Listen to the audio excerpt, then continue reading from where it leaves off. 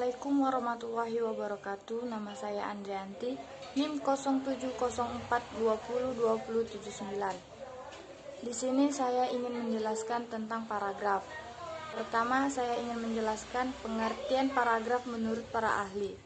1. Paragraf adalah bagian dari suatu karangan yang terdiri atas sejumlah kalimat yang mengungkapkan satuan informasi dengan ide pokok sebagai pengenalinya, menurut Ramlan. Yang kedua, paragraf adalah serangkaian kalimat yang saling bertalian untuk membuat sebuah ide atau gagasan baru, menurut Handayani DKK. Yang ketiga, paragraf adalah sekelompok kalimat yang saling berhubungan dan bersama-sama menjelaskan satu unit pokok pikiran, menurut Wiyanto. Dapat disimpulkan bahwa pengertian paragraf adalah kumpulan kalimat yang saling berhubungan dan membentuk sebuah ide atau gagasan baru. Selanjutnya, fungsi paragraf. 1. Paragraf dapat menjadi pengantar sebuah ide-ide, isi kalimat, dan kalimat penutup pada tulisan yang dibuat oleh penulis. Yang kedua, mencurahkan suatu perasaan dan pemikiran penulis dalam sebuah karya atau kalimat dalam bentuk tulisan yang dibuat secara logis dan dapat diterima oleh pembaca. Yang ketiga, paragraf dapat membantu pembaca untuk memahami segala sesuatu, mengenal isi dan topik dalam sebuah tulisan. Yang keempat, memudahkan penulis untuk menyusun ide-ide tentang tulisan yang akan dibuatnya.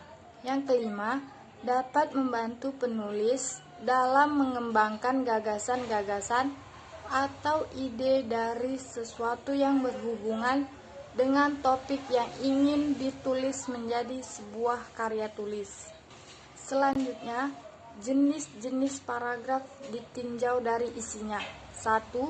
Paragraf eksposisi adalah paragraf yang isinya bertujuan untuk memberikan penjelasan atau pengertian secara singkat.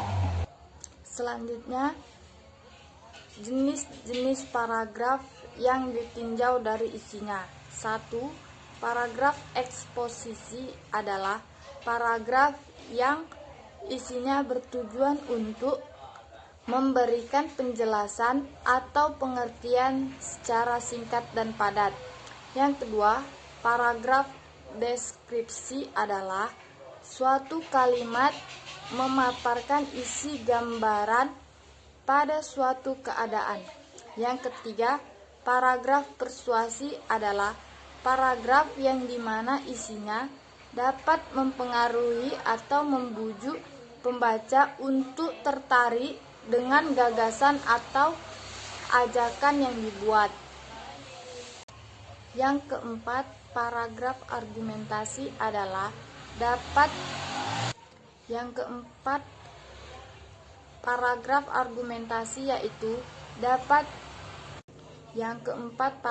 argumentasi adalah dapat meyakinkan pembaca sehingga menerima gagasan dalam sebuah karya yang ditulis oleh penulis.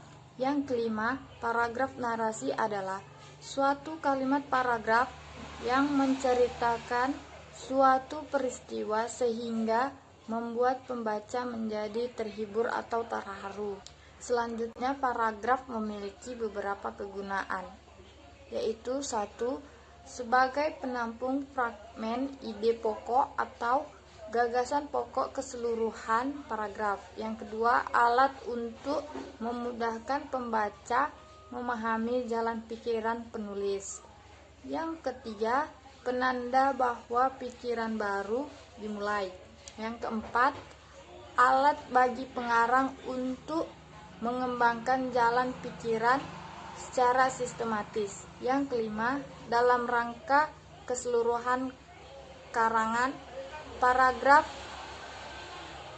Yang kelima, dalam rangka keseluruhan karangan, paragraf dapat berguna bagi pengantar, transisi, dan penutup.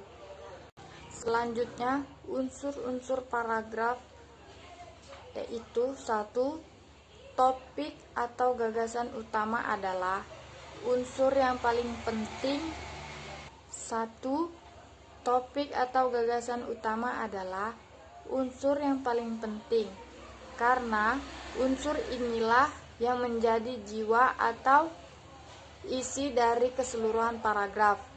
Yang kedua, kalimat utama adalah kalimat yang mengandung suatu gagasan utama yang diletak secara tersirat.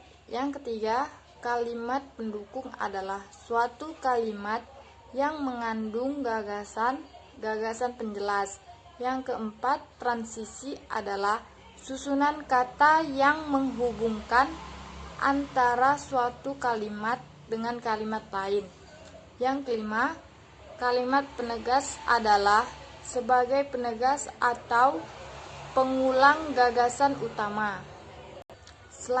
Selanjutnya, ciri-ciri paragraf. 1. Letak baris pertama agak menjorok ke dalam, biasanya mencapai 5 ketukan spasi untuk karangan biasa. Yang kedua, memakai pikiran utama yang dinyatakan dalam kalimat topik. Yang ketiga, memakai pikiran penjelas yang dinyatakan. Yang ketiga, memakai pikiran penjelas yang dinyatakan dalam kalimat penjelas. Yang keempat, memiliki satu kalimat topik utama saja dalam sebuah paragraf. Selanjutnya, tujuan paragraf. 1. Membedakan penulis dalam merinci ide pokok. Yang kedua, membedakan pembaca dalam memahami pokok pikiran suatu karya tulis. Yang ketiga, memberi perhentian. Selanjutnya, tujuan membentuk paragraf yaitu 1. Membedakan penulis dalam rincian ide pokok. Yang kedua, selanjutnya tujuan paragraf yaitu 1. Selanjutnya tujuan membentuk paragraf yaitu 1. Selanjutnya tujuan membentuk paragraf. Selanjutnya tujuan membentuk paragraf yaitu 1. Membedakan penulis dalam merinci ide pokok. Yang kedua, membedakan pembaca dalam memahami pokok pikiran suatu karya tulis. Yang ketiga, memberi pemberhentian yang formal sehingga pembaca dapat beristirahat. Demikianlah dari beberapa hal yang saya sampaikan. Apabila dalam penyampaian mungkin ada kesalahan kata, saya mohon maaf. Wassalamualaikum.